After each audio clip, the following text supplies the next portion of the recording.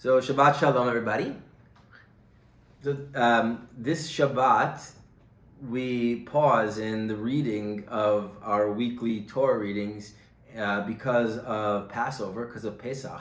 Pesach comes back in. And so tonight, I'm going to share a little teaching I've been working on the connection between Passover and this scroll, Shir HaShirim, Song of Songs.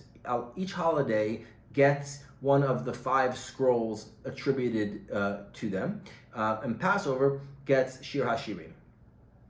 So on Passover, we read the Haggadah at the Seder and chant the Song of Songs throughout the holiday. Passover remembers the biblical story of the Exodus from Egypt, and Song of Songs is understood as a metaphor of the blossoming relationship of Israel with God.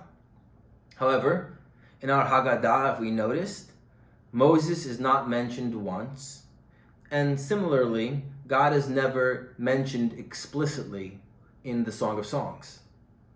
So if we delve deeper into the core of the Song of Songs and the Passover story with all of its rituals, we will unearth the natural roots and the feminine power that births a nation and rests at the heart of this holiday. So the mind reacts with wonder and shock when reading the words of Song of Songs for the first time. As eyes feed on the words of the canonical text, the mind strives to understand what it is doing in the Bible, while the heart relishes in its poetry.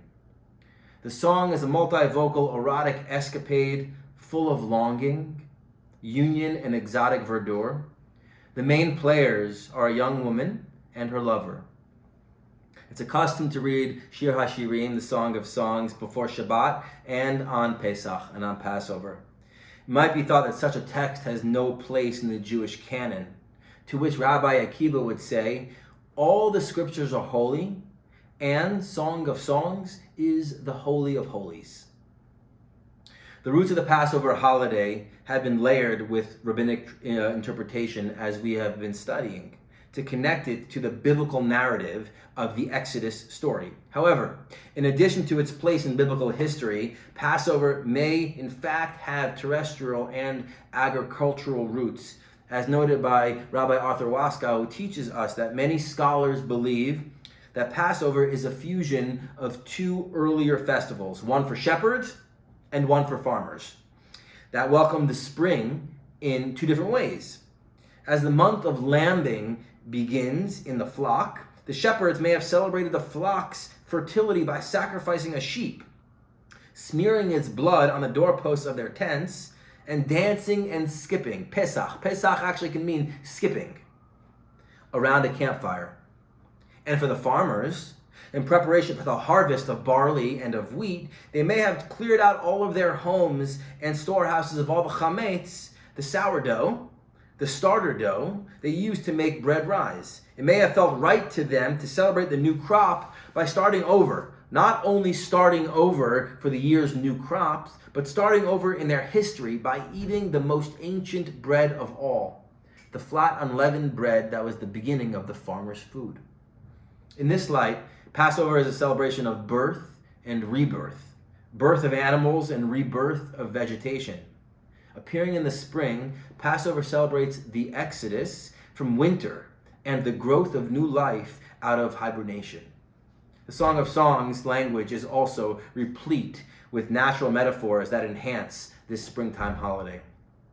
Listen to the texts of Song of Songs that I'm bringing for us tonight. Look, winter is over. The rains are done. Wildflowers spring up in the fields. Now is the time of the nightingale. In every meadow, you hear the song of the turtle dove. The Song of Songs bursts with vegetation and nature imagery, emphasizing the wonder of spring as the time of abundant gratitude towards the earth. Listen to the young girl responding to her lover. You are beautiful, my king, and gentle. Wherever we lie, our bed is green. Our roof beams are cedar. Our rafters are fir. The bubble of love created by these two sprouts a green living world all around them. She is a rose of Sharon, and he is a branching apricot tree. The fig tree has sweetened its new green fruit, and the budded vines smell spicy. Their love for one another blossoms like the fields of the earth in spring. And it is in this time and place of earthly fruition that the young girl states, Ani ledodi v'dodi li, my beloved is mine, and I am his. He feasts in a field of lilies. A phrase that is often said as part of the wedding ceremony exchange. From the nature motif to the animal imagery, her lover tells her, loveliest of women, if you lose your way, follow in the tracks of the sheep. Graze your goats in the shade of the shepherd's tent.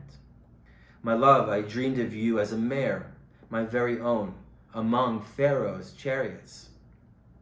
My gazelle, a wild stag, and he describes her. Your hair is like a flock of goats, your teeth white as ewes. The curve of your cheeks a pomegranate, your breasts are two fawns, twins of a gazelle, grazing in a field of lilies. If you hear some of these quotes, the two have transformed each other into minotaurs of love, centaurs of lust. So today, with no temple or sacrificial cult, there is no longer a lamb sacrificed on Passover. Instead, on our Passover table, we have this symbolic egg and the shank bone to symbolize how the exodus from Egypt was once celebrated during temple times. Yet for the Song of Songs, the lovers become the lamb, that which saves the Israelites from the destroyer, the angel of death. It is the love sacrifice that the text quotes is as fierce as death, its jealousy bitter as the grave, even its sparks are a raging fire, a devouring flame. From the inevitability of death, the heat of passion, and the bitterness of jealousy, love is the strongest emotion that humans can experience, and it is when we nurture and celebrate this love that the divine can be experienced.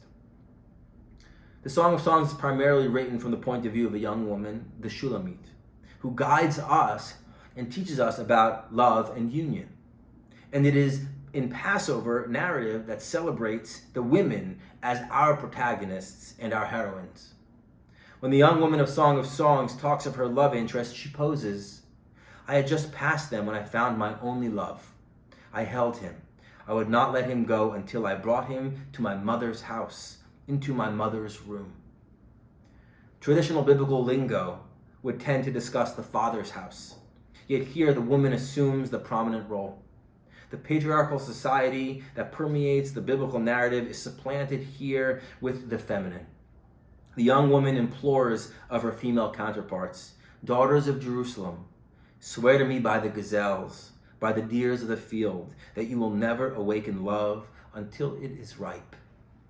She's teaching us how to love, how to ensure the continuity of union between partners. She tells us not to rush love. You just have to wait. Be patient and let it develop, for in this manner the love will last. So too, it is the strength and the vitality and the persistence of the women in the Passover story that protected the Israelites. Shifra and Puah, Hebrew midwives, begin this heroine-dominated narrative. Following them is the helpless baby Moses, who is weaned by his mother, protected by his sister Miriam, and saved by the daughter of Pharaoh who adopts him. And then later, it is Moses' wife Tzipporah that saves him again from the wrath of God in the episode of the bridegroom of blood. When I look at Passover, and I look at the Seder plate, for me, it's the charoset that binds the interpretation together. Yes, matzah binds in its own way, but charosa binds this story together. The Midrash states that in order to ensure the continuity of the Israelite people through the period of slavery, the women would go out into the field to feed their husbands and would be intimate with them. When it was time to give birth, they would return to the apple trees in the field to give birth under their shade. These same trees are depicted in the Song of Songs. Under the apple tree, I roused you.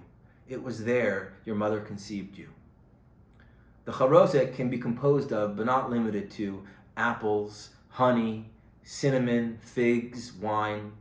These are all ingredients that are found throughout the text of the Song of Songs. Together, they not only represent the mortar of the bricks the Israelite slaves used, but the ingredients that bound partners together. The Song of Songs and the Passover holiday are pillars for one another upon which the Jewish tradition remembers and sanctifies this holiday. Couched in spring, the season of rebirth, Passover depicts the birth of a nation, and the Song of Songs awakens our heart to its loving purpose. As our earth heals, as we heal, may we allow space for our song to emerge.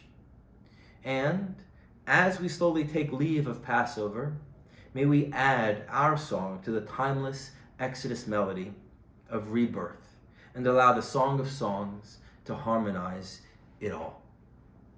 Shabbat Shalom.